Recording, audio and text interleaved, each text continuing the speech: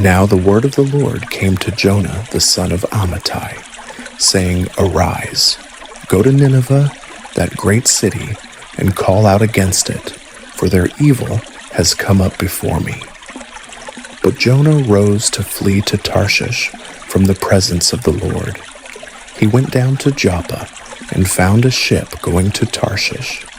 So he paid the fare and went on board to go with them to Tarshish, away from the presence of the Lord. But the Lord hurled a great wind upon the sea, and there was a mighty tempest on the sea, so that the ship threatened to break up. Then the mariners were afraid, and each cried out to his God. And they hurled the cargo that was in the ship into the sea to lighten it for them. But Jonah had gone down into the inner part of the ship, and had lain down and was fast asleep. So the captain came and said to him, What do you mean, you sleeper? Arise, call out to your God. Perhaps the God will give a thought to us, that we may not perish.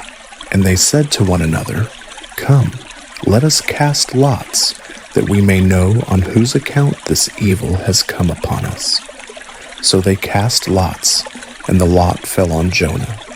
Then they said to him, Tell us on whose account this evil has come upon us. What is your occupation, and where do you come from? What is your country, and of what people are you?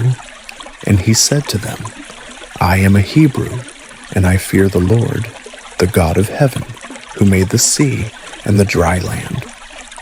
Then the men were exceedingly afraid, and said to him, What is this that you have done? For the men knew that he was fleeing from the presence of the Lord, because he had told them. Then they said to him, What shall we do to you, that the sea may quiet down for us? For the sea grew more and more tempestuous. He said to them, Pick me up and hurl me into the sea. Then the sea will quiet down for you, for I know it is because of me that this great tempest has come upon you. Nevertheless, the men rowed hard to get back to dry land, but they could not, for the sea grew more and more tempestuous against them. Therefore they called out to the Lord, O Lord, let us not perish for this man's life, and lay not on us innocent blood, for you, O Lord, have done as it pleased you. So they picked up Jonah and hurled him into the sea, and the sea ceased from its raging. Then the men feared the Lord exceedingly, and they offered a sacrifice to the Lord and made vows. And the Lord appointed a great fish to swallow up Jonah. And Jonah was in the belly of the fish 3 days and 3 nights. Then Jonah prayed to the Lord his God from the belly of the fish, saying, I called out to the Lord out of my distress, and he answered me. Out of the belly of Sheol I cried, and you heard my voice. For you cast me into the deep, into the heart of the seas, and the flood surrounded me. All your waves and your billows passed over me. Then I said, I am driven away from your sight, yet I shall again look upon your holy temple. The waters closed in over me to take my life. The deep surrounded me.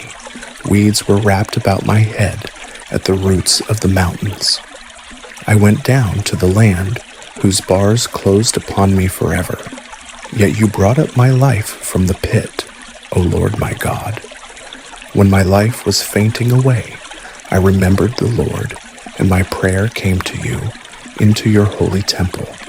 Those who pay regard to vain idols forsake their hope of steadfast love. But I, with the voice of thanksgiving, will sacrifice to you. What I have vowed I will pay. Salvation belongs to the Lord. And the Lord spoke to the fish, and it vomited Jonah out upon the dry land. Then the word of the Lord came to Jonah the second time, saying, Arise, go to Nineveh, that great city, and call out against it the message that I tell you. So Jonah arose and went to Nineveh, according to the word of the Lord.